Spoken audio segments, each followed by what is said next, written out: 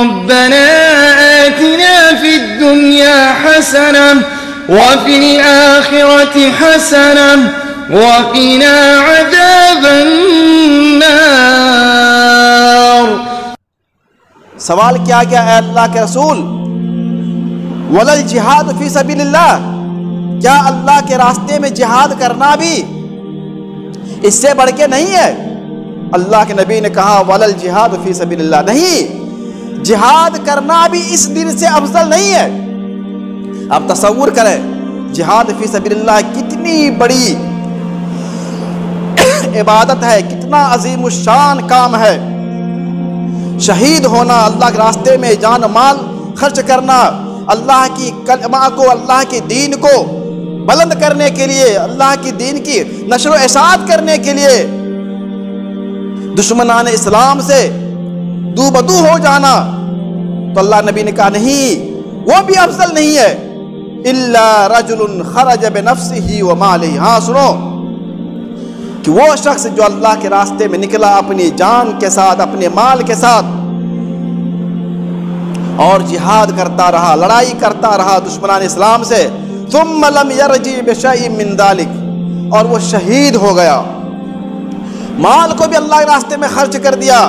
جان کو بھی گوا دیا، شہید ہو گیا، مقتول ہو گیا، تو وہ شخص، اس کی فضیلت ہے، اس کی فضیلت ہے. تو اس حدیث کا جو مفہوم نکلا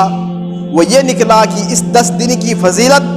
اس 10 دن کے اندر جو عمل کیے جاتے ہیں، جو نیکیاں کی جاتی ہیں، یہ اللہ تعالیٰ کو سب سے زیادہ پسند ہوتا ہے، اللہ کے نزدیک سب سے زیادہ پیارا عمل ہوتا ہے،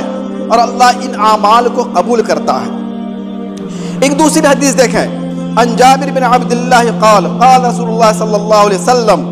افضل ایام الدنیا ایام العشر، کہ دنیا کے دنوں میں 12 مہینے کے جو ایام ہیں، جو دن ہیں، ان ایام کے اندر اللہ تعالیٰ کے نزدیک سب سے بڑا دن، سب سے افضل دن، سب سے محبوب دن ایام العشر، یہ ذی الحجہ کے 10 دن ہیں. ذی الحجہ کے یہ 10 دن ہے،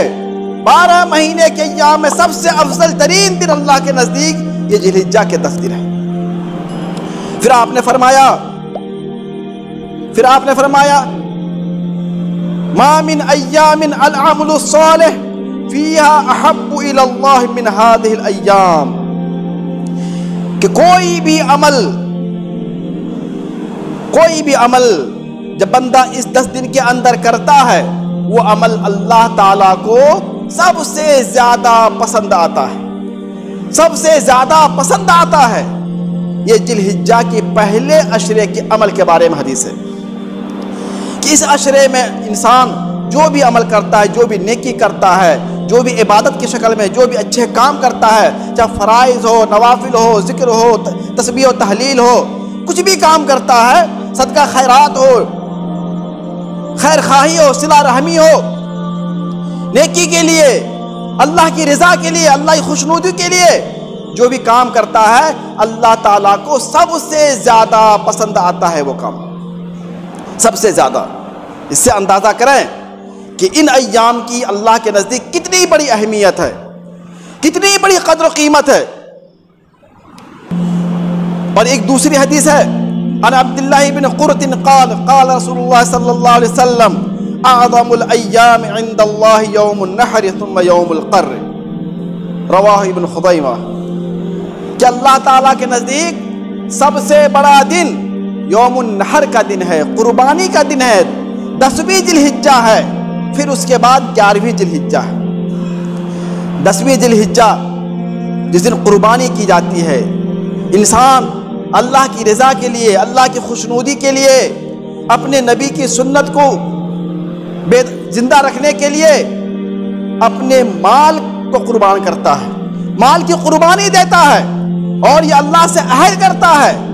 اللہ اگر وقت آیا تو اپنے مال کے ساتھ ساتھ اپنی جان کی بھی قربانی دینے سے ہم دریغ نہیں کریں گے. تیرے راستے میں، تیرے دین کی سربلندی کے لیے، تیرے کلمہ کو بلند کرنے کے لیے اگر ہمیں اپنے جان کی بھی بازی لگانی پڑے گی اللہ، ہم اس سے بھی دریغ نہیں کریں گے. جس طریقے سے تیرے پیارے حبیب حضرت ابراہیم خلیل اللہ نے اپنے لڑکی قربانی دینے کے لیے تیار ہو گئے، انہوں نے اپنی بیٹی قربانی